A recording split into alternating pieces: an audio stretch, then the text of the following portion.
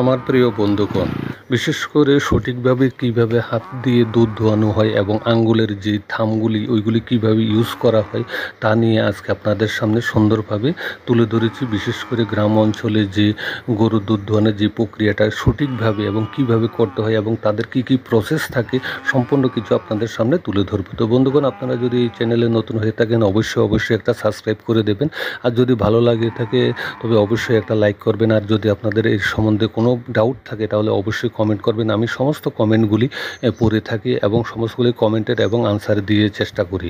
তো ভিউয়ার্স, বিশেষ করে আপনারা যখন ফার্মিং করতে চান বা কীভাবে ফার্মিং করতে হবে, ফার্মিংয়ে যে বিশেষ করে দুধের যে চাহিদাটা ওইটা কীভাবে করতে হবে এবং দুধের যে বের করার যে কৌশলটা ওইটাও আপনাদের সামনে সুন্দর করে দেখুন। মাস্টার অয়েল বিশেষ করে যদি না পান, যে কোনো আপনি অয়েল দিয়ে এটাকে যখন দিবেন ওলানটা তখন আপনার পিছলে হলে তখন আপনার যে হাতের থামের এটা কিন্তু অনেক সময় হাত ধরে যায়, অনেক সময় হাত ব্যথা করে, যাতে হাতে ব্যথা না করে তার জন্য এই প্রসেসটা করা হয়।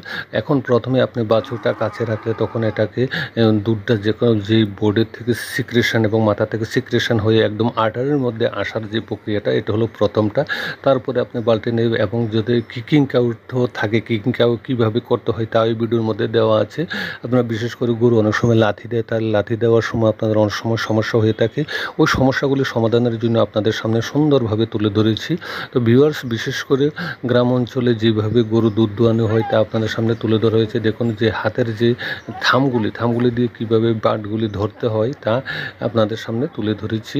এই বিশেষ করে গ্রাম অঞ্চলে যেমন বাড়ি ঘর এবং তাদের যে ফার্মিং সিস্টেমটা ওইটাও আপনাদের সামনে তুলে ধরেছি। বিশেষ করে এখানে এন্ডি কাউ বেশি আছে, এন্ডি কাউয়ের দুধের কিন্তু ফ্যাট পার্সেন্টেজ খুব বেশি থাকে। তাহলে এন্ডি কাউয়ে আমি রেফার করব যে 1-2টা এন্ডি কাউ রাখতে পারেন যদি আপনাদের ঘি মাখন দুধ থেকে বের করতে হয়। ওই জন্য আপনাদেরকে এন্ডি কাউ আমি দেখেছি যে এটা আমার আজকে 25 বছরের অভিজ্ঞতা থেকে বলছি যে এন্ডি এবং ক্রসব্রিড কাউয়ের এবং দুধের অনেক চাহিদা, এবং ওই চাহিদা থেকে আপনাদের যে দুধের যে মাখন ঘি পনির তৈরি করার জন্য বেস্ট উৎকৃষ্ট হলো এন্ডি কাউ। তো ভিউয়ার্স, বিশেষ করে দেখুন গ্রাম অঞ্চলের গরুগুলি কীরকম থাকে এবং গরুগুলিকে কিভাবে ওরা রাখে তাও আপনার সামনে তুলে ধরেছি।